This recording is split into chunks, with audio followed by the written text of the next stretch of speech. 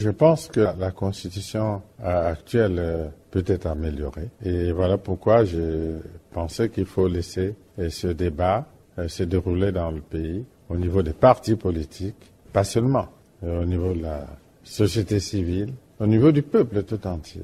Naturellement, puisqu'il s'agit de la Constitution.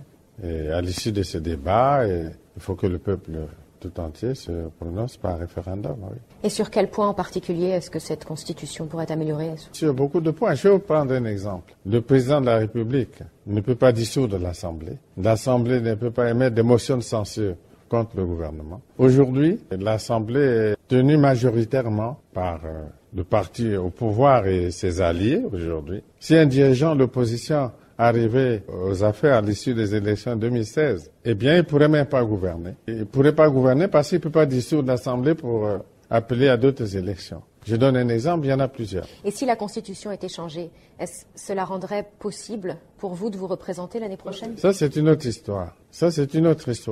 Si la Constitution est changée, je ne sais pas dans quel sens elle le serait, mais aujourd'hui, on parle de la Constitution. Et la tendance est toujours à vouloir lier le débat constitutionnel à la personne du président.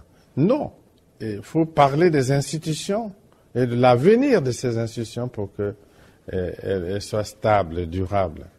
Donc vous n'avez pas encore pris votre décision? Non, pas du tout. Mais en ne l'excluant pas, vous laissez la possibilité ouverte.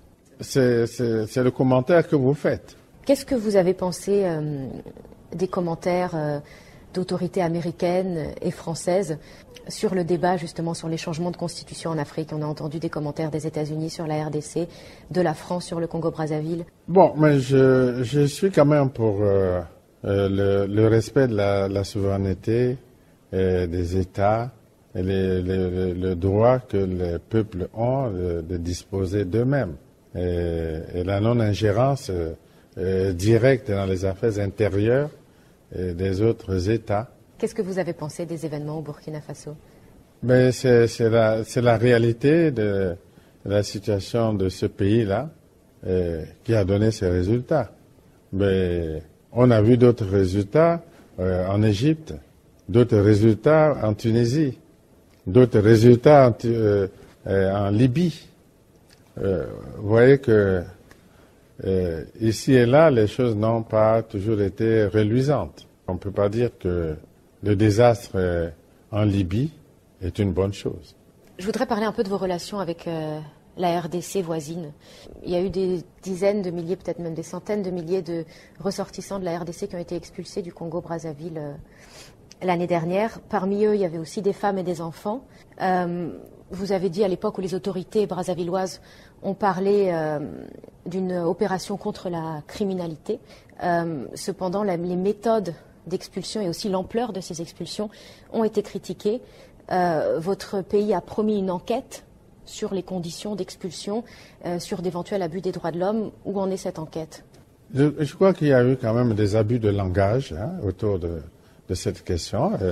Il y a eu au cours de l'opération des agents de la force publique qui ont été sanctionnés ici.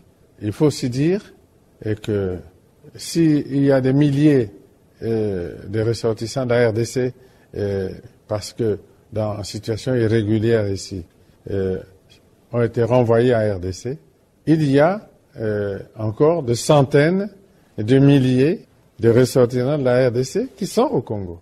Et la situation est revenue à la normale parce que les autorités des deux pays, moi-même, je me suis rendu à Kinshasa et je me suis entretenu avec le président Kabila et la situation est revenue à la normale.